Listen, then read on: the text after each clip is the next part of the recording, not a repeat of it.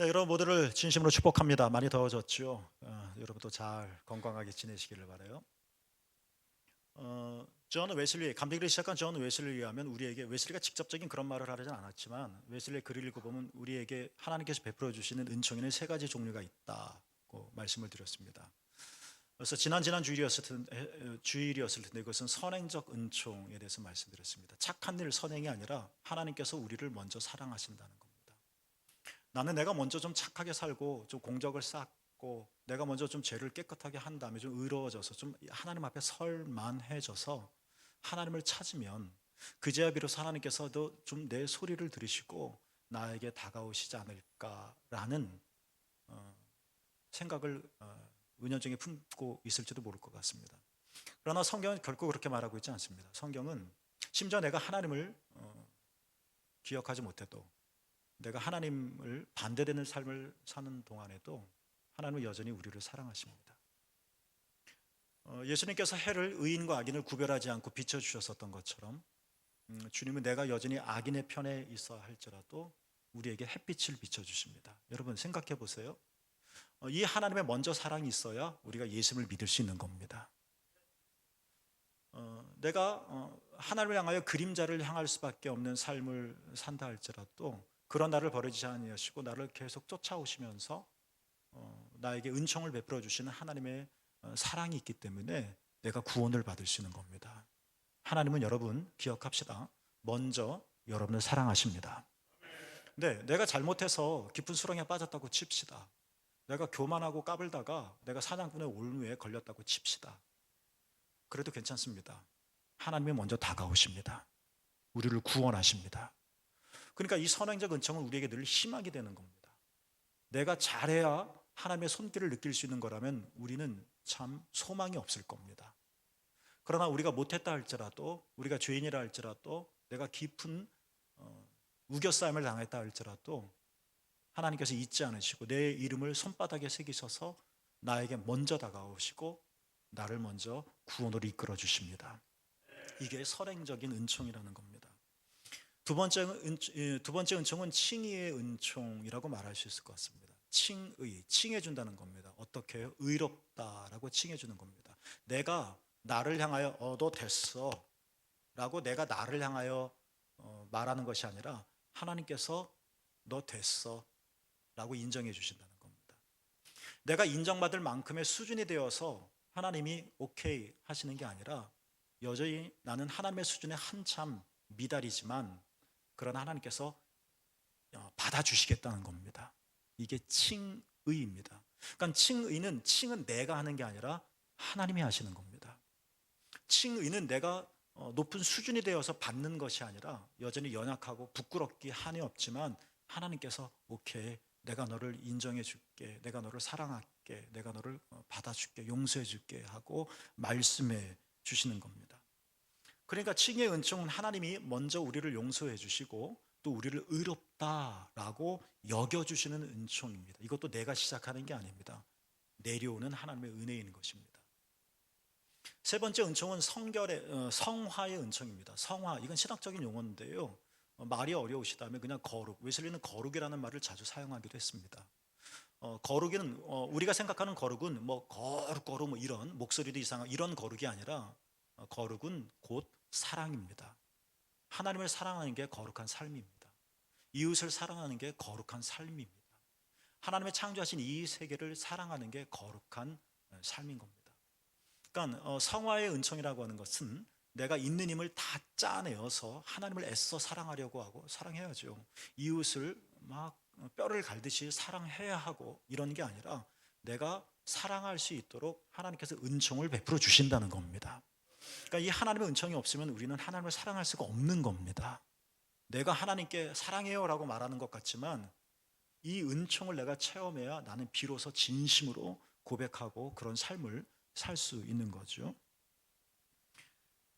선한적인 은총, 그러니까 하나님이 먼저 나에게 다가오셔서 나를 먼저 사랑해 주시고 요한일서 4장 19절 말씀처럼 하나님의 이러한 사랑을 체험할 때 우리가 제일 먼저 경험하게 되는 구원의 과정은 뭐냐면 회개입니다. 그래서 존 웨슬리는 회개가 구원에 이르는 현관이다라고 말을 했습니다. 토치라고 한 단어를 써서요. 우리를 구원으로 이끄는 이 회개, 첫 단계인 이 회개라고 하는 것은 우리가 소위 죄송합니다. 부흥회 가서 회개하세요 하면서 어제 그저께 몇 년 전에 지었던 것까지 내 모든 죄의 행동 하나하나를 막 나열하는 그런 의미의 회개가 아닙니다. 그것들을 함축하고 포함하는 더 깊고 넓은 의미의 회개인데요. 그러니까 그렇기 때문에 우리를 구원으로 이끄는 회개는 내가 나의 그냥 더 회개 그래서 그냥 있는 거 다 꺼집어내고 그래서 내가 죄책감에 빠지거나 내가 스스로 나를 끝없이 낮추는 비하시키는 그렇게 만드는 회개가 아닙니다. 회개는 이렇게 말하실 것 같습니다. 내가 정말 회개하게 되어진다면 내 존재 전체가 하나님을 향하여 활짝 열려지는 겁니다. 여러분, 저는 이 동사를 수동태로 썼습니다. 내가 여는 게 아닙니다. 하나님 멋져서 내가 하나님께 문을 활짝 여는 게, 이것도 은혜입니다. 하나님이 내 마음을 열어주는 겁니다. 열어주니까 빛이 들어오는 겁니다. 빛을 쐬니까 와 멋있다라는 감탄을 올리듯이 여호와의 생명의 빛이 우리에게 임하니까, 예수 그리스도의 놀라운 십자가의 사랑이 우리에게 임하니까 내가 하나님께 고백하지 않을 수 없다는 겁니다. 내 존재가 다 하나님께 드려지는 겁니다.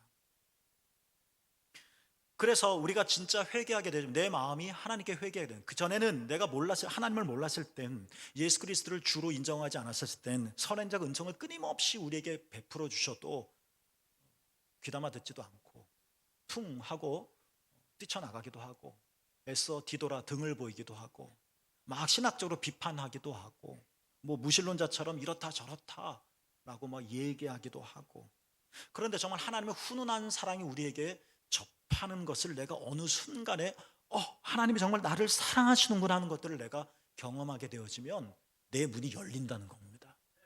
그리고 내 문이 활짝 열리게 되면 우리는 회개하게 된다는 것이고, 회개하는 것은 뭐냐?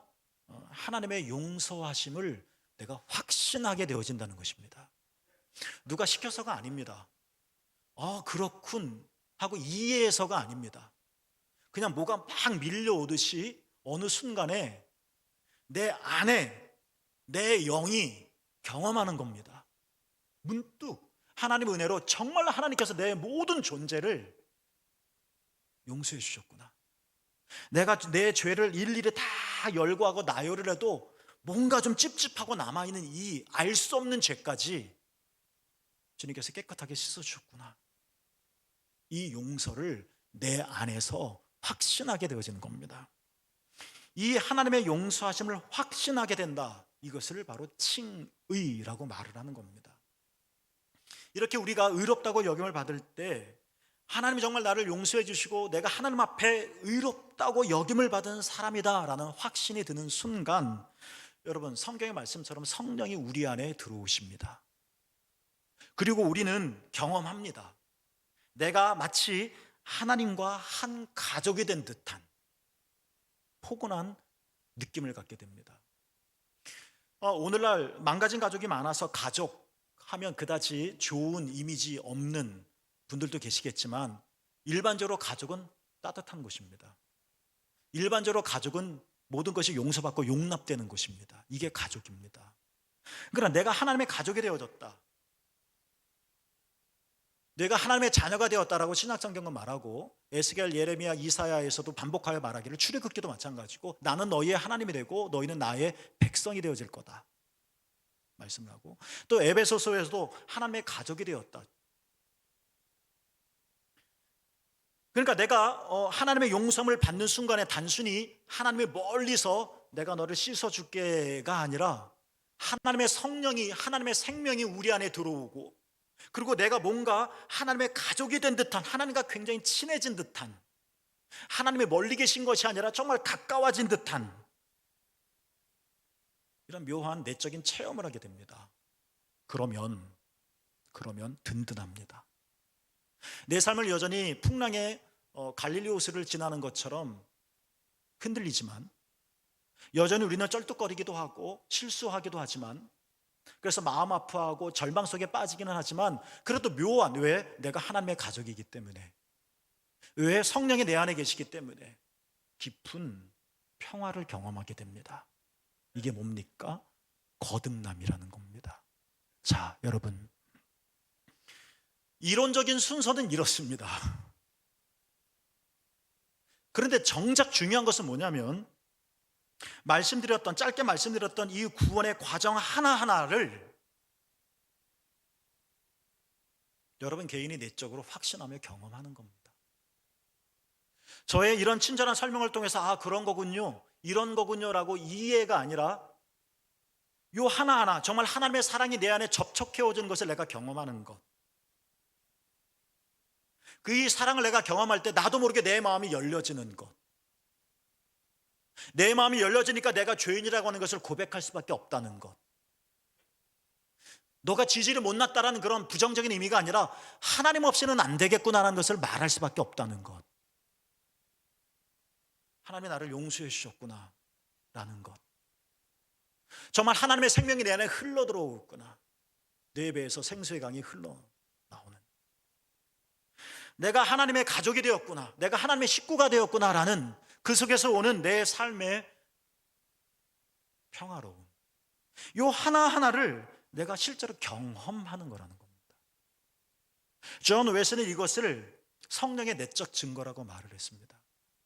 내 안에 나는 알 수 있는, 내가 예수님을 믿기 때문에 외적인 변화가 아니라 내 안에서 성령이 내 영으로 더불어 확증해 주시는 확신, 말할 수 없지만, 설명할 수 없지만 내 안에 단단해짐. 정말 하나님이 나를 사랑하신다, 정말 하나님이 나를 용서해 주셨다, 하나님의 성령으로 나와 함께 하신다, 나는 하나님의 자녀다. 외부로부터 설명과 접어드는 것이 아니라 내 안에서 우러나오는 깊은 확신, 내적인 체험,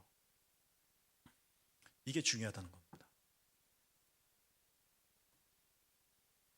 이러한 신앙적인 체험을 통해서 우리는 웨슬리의 표현처럼 참된 종교를 경험하게 되어지고, 우리는 명목상의 그리스도인이 아니라 진정한 기독교인이 되어지는 겁니다. 여러분, 하나님께서 여러분에게 이 은혜를 베풀어 주시기를 축복합니다. 그렇죠? 서머스 모험이라고 한 소설가가 지은 소설이 하나 있죠. 달과 6펜스입니다. 고등학교 때 미술 선생님이 이 소설 읽으라고 해서 숙제기를 해서 읽었는데, 그때는 사실 무슨 내용인지 잘 몰랐는데 어떤 책에서 이 소설에 대한 새로운 글을 쓰면서 맞다, 이 소설이 이랬지 하고 저도 좀 이해가 좀 깊어졌는데요. 달과 6펜스. 달과 6펜스는 이 소설의 남자 주인공의 삶을 압축하는 단어입니다. 달. 그건 이상을 가리키는 겁니다. 여러분 다 꿈이 있잖아요. 우리가 이렇게 살아야지 있잖아요. 절대 가치가 있잖아요. 우리가 바라보는 것, 기대하는 것, 달입니다. 6펜스. 그것은 당시 영국사에서 가장 낮은 화폐 단위입니다. 그러니까 6펜스는 뭐라냐면 어렵고 너무나도 힘든, 그렇다고 해서 떠날 수 없는 고단한 내 삶을 가리키는 겁니다. 주인공의 삶입니다. 달과 6펜스, 하늘과 땅, 이상과 현실, 요 사이에서 남자 주인공이 삶의 번민을 하는 거죠. 그러나 이런 번민은 남자 주인공뿐만 아니라 사실 우리들 이야기지 않을까요? 우리는 달을 꿈꿉니다. 그러나 현실이라는 6펜스라고 하는 현실에 우리는 사실 매달립니다. 이 사이에서 우리는 갈등을 끊임없이 하죠. 그렇죠? 현실을 부인할 수 없지만, 그러나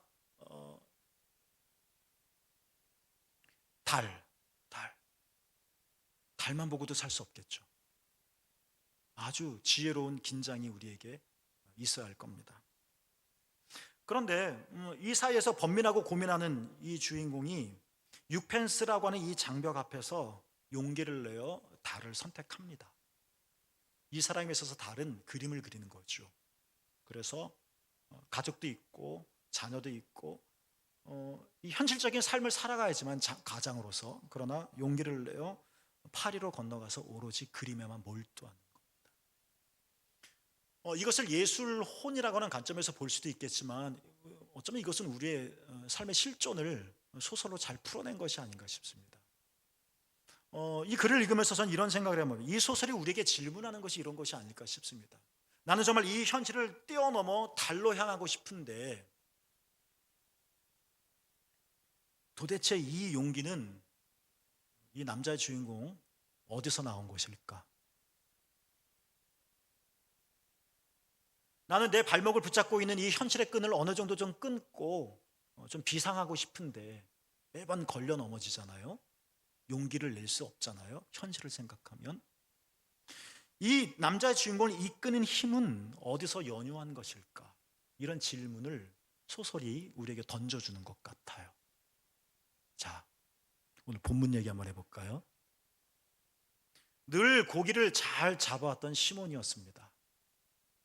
고기를 잡는 데는 베테랑이었습니다. 그렇지만 그날 밤새도록 애를 썼지만 5절에 아무것도 잡지 못했다라고 말을 합니다. 예수님께서 시몬을 제자로 부르시는 장면이죠. 삶의 한계에 부딪히는 겁니다.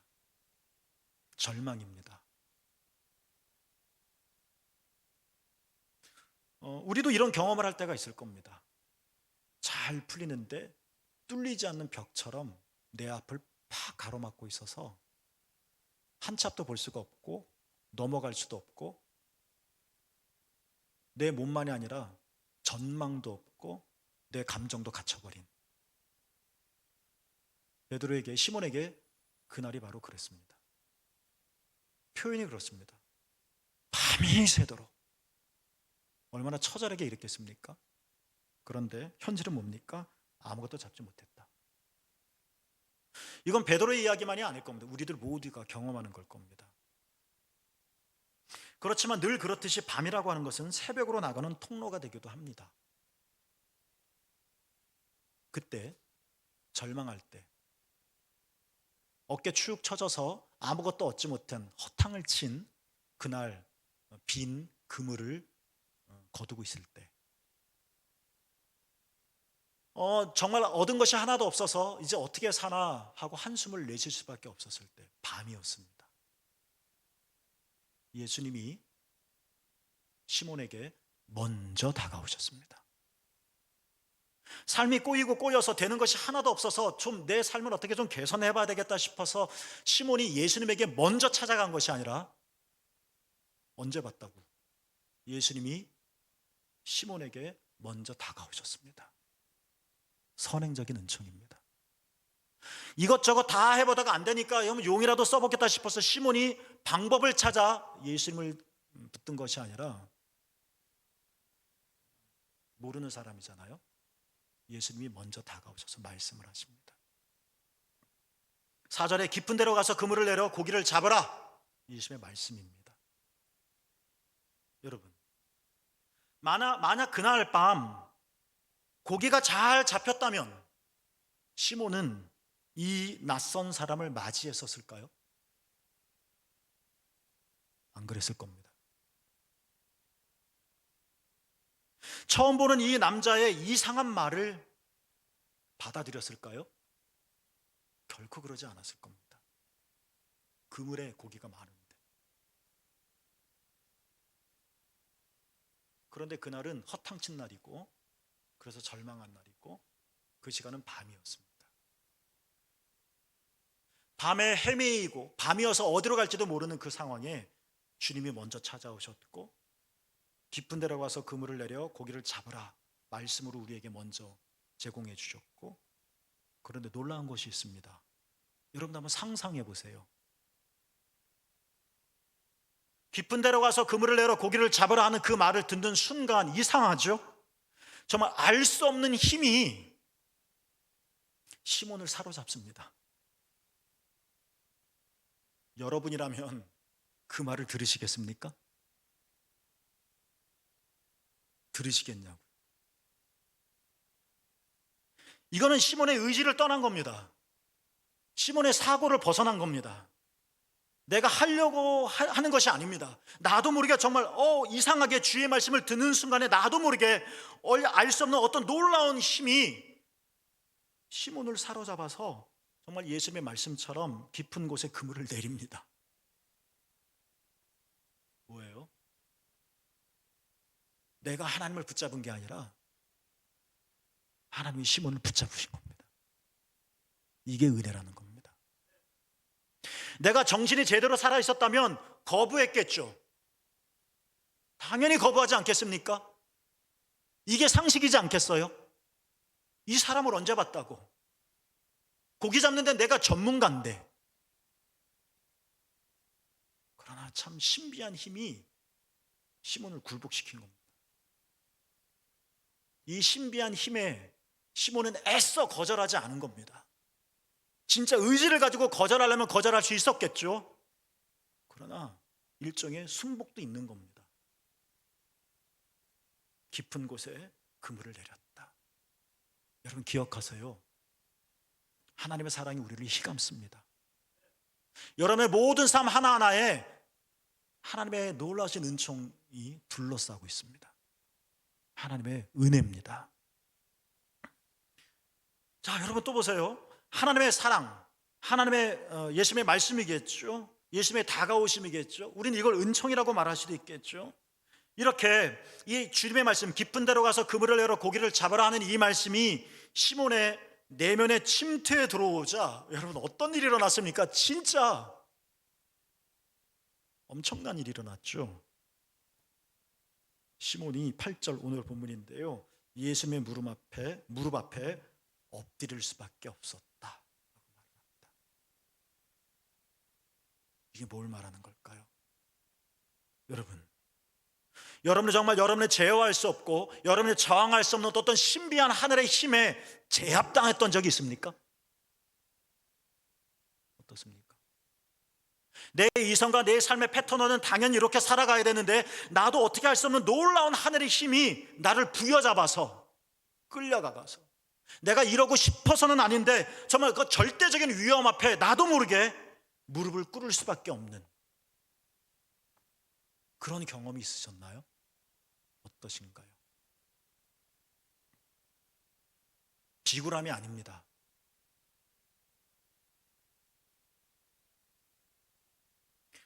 시몬이 예수님 앞에 무릎을 꿇어 엎드릴 수밖에 없었던 것은 뭐냐? 자신의 연약함을 깨달은 겁니다. 도와달라고 외치는 겁니다. 주님, 나를 구원해 주십시오. 처절한 자기 반성입니다. 이 처절한 자기 반성이 없으면 우리는 절대로 예수 그리스도 앞에 나갈 수가 없습니다. 왜요? 내 의지가 아직 살아있기 때문에. 존 웨슬리가 마음의 할례라고 한 설교에서 겸손이 무엇인가에 대해서 그것은 자기 자신에 대한 바른 판단이다라고 말을 했습니다. 그러니까 내가 누구인지를 제대로 아는 겁니다. 나는 누군가. 나 어제 고기 잡으러 가서 대박 쳤던 사람이지.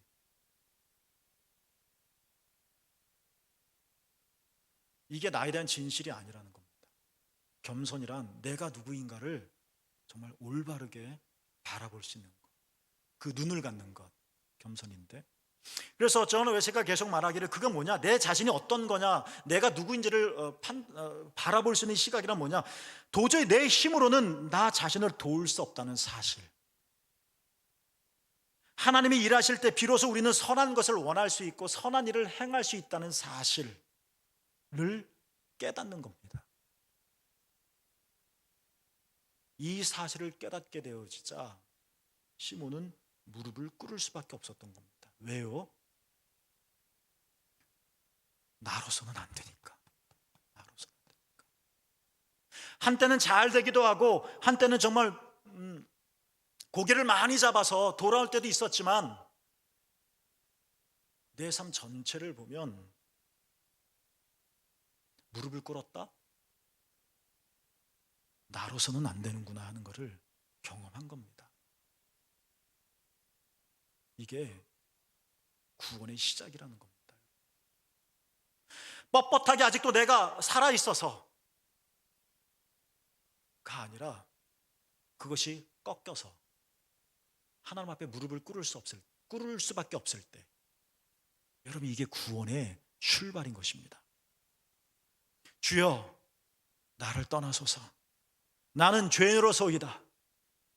나를 떠나라는 말은 당신하고 나하고 상관하기 싫다는 말도 아니고, 내가 죄인입니다라고 하는 말은 나는 정말 못된 사람입니다, 구제불능입니다라는 그런 자기 비하적인 이야기가 아니라 그분의 앞에 압도되었다는 걸 말하는 겁니다. 주님을 받아들이기에는 내가 너무나도 큰 죄인이라는 사실을 뼈저리게 고백하는 겁니다. 비로소 알게 되는 겁니다. 주님이 없으면 안 된다는 사실에 대한 탄식인 것입니다. 이제 깨달은 겁니다. 어제도 잡아왔고 그저께도 잡아왔고 내가 매일 잡아왔던 물고기도 지금 봤더니, 무릎을 꿇어봤더니 이것도 하나님의 은혜였음을, 내 삶 전체가 하나님의 은혜였음을 깨달은 겁니다. 주여, 나를 떠나소서. 내가 감당할 수 없겠습니다. 나는 주인입니다. 그러자 시몬이, 여러분, 이제 베드로가 됩니다. 원래 그 남자의 이름은 시몬이었습니다. 베드로는 예수님이 붙여준 이름입니다. 존재가 바뀝니다. 빈 그물이 고기가 너무 많이 잡혀 찢어질 만큼 풍어가 되었습니다. 여러분, 이 자본주의 사회 속에서, 실용주의 사회 속에서, 경쟁 사회 속에서 1등을 해야 뭔가 할 수 있는 이 사회 속에서 굉장히 낯선 단어들이죠.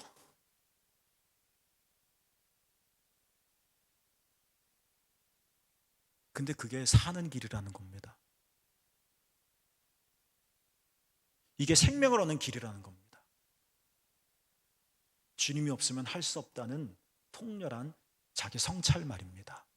무릎을 꿇을 수밖에 없는, 당신은 바보 같은가, 꼼짝도 하지 말고, 뭐 이런 말이 아니라 나는 열심히 그물을 던져야 되겠지만 내 삶 전체가 하나님의 주권 안에 있음을, 그리고 이 하나님의 엄청난 위험 앞에서 나는 작아질 수밖에 없는, 그래서 시켜서가 아니라 무릎을 꿇을 수밖에 없는, 그때 우리는 시몬을 넘어 베드로로 나가게 됩니다. 그제야 비로는 우리는 빈 그물을 뛰어넘어 풍성한 그물로 나아갈 수 있게 되어지는 겁니다. 이게 구원인 것입니다. 어둠을 무척 싫어하는 왕이 있었습니다. 끔찍하게 싫어했습니다. 밤이 되었습니다. 어둠이 몰려왔죠. 견딜 수가 없었습니다. 왕은 칼을 휘둘렀습니다. 어둠을 쫓아내려고. 그러나 어둠은 꿈쩍도 하지 않았습니다. 화가 났습니다. 군사들을 불렀습니다. 명령했지요. 군인들도 어둠을 쫓아내기 위해서 자신의 찬 칼을 휘둘러 애를 썼습니다. 그래도 어둠은 사라지지 않았습니다. 그때였습니다. 왕의 어린 왕자가 촛불을 들고 왕에게 다가왔습니다. 그러자 어둠은 금세 사라졌습니다. 호통을 치지도 않았는데, 칼을 휘두르지도 않았는데 어둠은 없어졌습니다. 여러분, 우리의 주님은 어둠 속에는 우리에게 여전히 빛으로 다가오십니다. 빛은 어둠을 물리칩니다. 이건 기술이 아닙니다. 빛이 어둠을 이길 수 있는 특별한 전술이 있는 게 아닙니다. 빛 자체가 어둠을 쫓아냅니다. 주님이 이 세상을 우리로 평강으로 살게 하고 구원을 이끄는 것은 기술이 아닙니다. 주님 존재 자체가 사망을 이깁니다. 우리를 구원으로 이끄십니다. 사도 바울은 말합니다. 하나님의 사랑은 모든 것을 이기느니라. 이제 이 놀라운 승리와 구원을 우리에게 제공하기 위해서 선행 은총, 내가 주님을 등지고 있는 순간에도 우리에게 훈훈한 사랑의 바람을 불어넣어 주셔서 구원을 이끄시는 이 하나님의 따뜻한 사랑에, 말씀드렸죠, 우리가 예스해야 합니다. 이 하나님의 촉촉한 사랑을 경험하게 될 때 우리는 무장해제하게 되어질 겁니다. 내가 내 갑옷을 벗어버리는 게 아니라 주님의 사랑이 우리 안에 스며들어오기 때문에 열려지는 겁니다. 주님의 빛이, 주의 생명의 빛이 우리 안에 깊숙이 들어올수록 우리는 내가 죄인인 것을 발견하게 되어지고, 나로서는 불가능하다 하는 것들을 깨닫게 되어지고 주여 말하며 주님 앞에 무릎을 꿇을 수밖에 없게 되어집니다. 내 존재를 하나님께 올려드립니다. 이게 회개입니다. 이게 구원의 시작인 것입니다. 여러분, 우리도 베드로가 될 것입니다. 우리도 절망의 밤을 넘어 정말 풍성한 새벽을 맞이하게 되어질 것입니다. 하나님이 하실 것입니다. 하나님의 그리스도 예수 안에서 이미 놀라운 일을 행하셨습니다. 빛을 받아들이면 됩니다. 빛은 예수님이십니다. 그분을 받아들이십시오. 그 빛을 마음에 비추십시오. 그 생명의 빛을 여러분의 삶에 비추게 하십시오. 허용하십시오. 그분의 사랑을 껴안으십시오. 그럼 우리는 달라질 것입니다. 우리는 새로운 차원으로 나아가게 되어질 것입니다. 여러분에게 이런 놀라운 하늘의 일이 일어나기를 주님의 이름으로 축복합니다. 기도합니다.